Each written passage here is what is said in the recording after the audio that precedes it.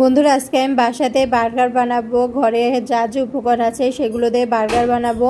আমি মেয়োনিজ বানানোর জন্য আগে ডিমটা সিদ্ধ করতে বসায় দিলাম। তারপর এখানে চিকেনটা হালকা ভাজা ভাজা করব। এর জন্য চিকেনটা আমি ভাজতে দিলাম। চিকেনটা কেটে ধুয়ে আগে পরিষ্কার করে সিদ্ধ করে নিয়েছি। সিদ্ধ করার পর মাংসটা আলাদা করেছি, আলাদা করে কুচি কুচি করে কেটে নিয়েছি। এবার আমি হালকা মশলা দিয়ে এগুলো লাল লাল করে ভেজে নিব। না ভাজলে এগুলো খেতে ভালো লাগবে না, এর জন্য চিকেনটা আমি হালকা ভেজে নেব। ঘরে যা যা উপকরণ আছে আজকে সেগুলো দিয়ে বার্গার বানাবো। বার্গার খেতে কিন্তু অনেক মজা হয়। আর ছোটো বাচ্চারে যদি বার্গার খেতে চায়, আমরা তো সবসময় রেস্টুরেন্টে যেতে পারি না, তাই ঘরে যা যা থাকে সেগুলো দিয়ে বার্গার বানানোর চেষ্টা করি। এদিকে আমার ডিমটা সিদ্ধ হয়ে গেছে, ডিম দিয়ে মেয়োনিজ বানাবো। এদিকে চিকেনটা আমার ভাজা ভাজা করা হয়ে গেছে।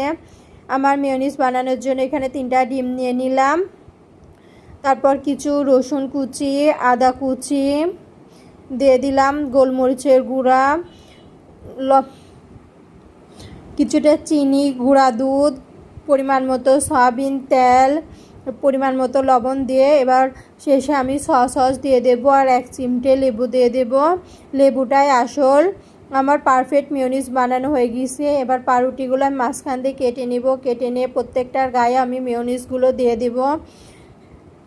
এভাবে কিন্তু বার্গার দিলে ছোটো বাচ্চারা খেতে অনেক মজা পাবে। তারা বুঝতেই পারবে না যে এগুলো ঘরে শর্টকাটে তৈরি বার্গার। প্রত্যেকটার গায়ে মেয়োনিজ দিয়ে দিলাম। দেওয়ার পর এবার উপরে সবগুলোর গায়ে টমেটো সস দিব। আমাদের ছোট বাচ্চারা অনেক সময় বায়না করে ঘরে কি খাবে, তারা বাইরের খাবার খেতে চায়। আমরা বাইরের খাবার না দিয়ে যদি ঘরে এভাবে তৈরি করে তাদের খাবার খাওয়াই, তাহলে তারাও খেতে অনেক মজা পাবে। খাবারটা হবে স্বাস্থ্যসম্মত। আমি প্রত্যেকটার ভিতরে একবার চিকেন দিয়ে দিলাম, দিয়ে তার উপরে 1 পিস করে শসা দিয়ে দিলাম। আমার ঝটপট রেডি ঘরের তৈরি বার্গার।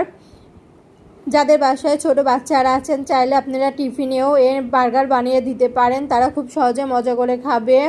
আর সন্ধ্যার নাস্তাও জমবে। এবার আমি বার্গারটা হালকা ভেজে নিব।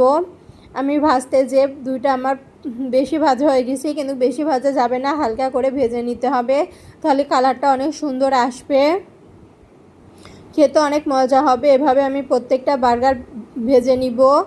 ঘরে বার্গারটি কেমন হলো বানানো অবশ্যই জানাবেন। আর আপনারা চাইলে ছোটো বাচ্চাদের এভাবে শর্টকাটে বার্গার বানিয়ে দিতে পারেন, তারা বুঝতে পারবে না কোনটা দোকানের কোনটা বাইরে। এগুলো হালকা ভাজবেন। আমার ভাজাটা একটু বেশি হয়ে গেছে, এজন্য লালচে লালচে হয়েছে। ভিডিওটি কেমন লাগলো সবাই অবশ্যই